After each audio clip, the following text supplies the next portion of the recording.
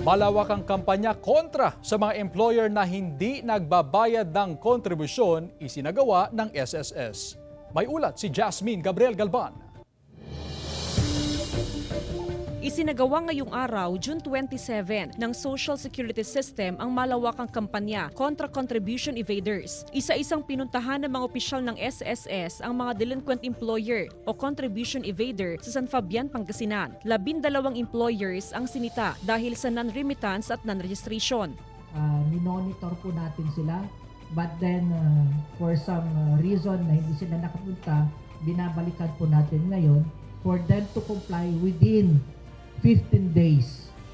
So if after 15 days ay hindi po sila nag-comply, then we are obliged to file the case or refer it to our legal.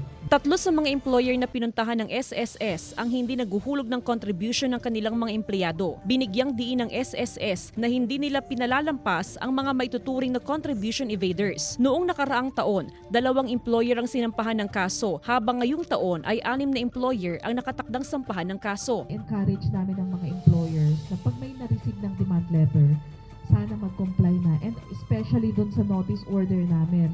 Kasi napakabigat ng penalty na pinapataw ng SSS. Mahalaga para sa mga empleyado na buwan-buwan na ihuhulog ang kanilang contribution sa SSS. Responsibility din ng employees na dapat i-check din kung naihulog ba ng tama. Taong 2017 ang simula ng run after contribution evaders sa bansa. Kasama si Jing Dakanay, Jasmine Gabriel Galban, One North Central Luzon.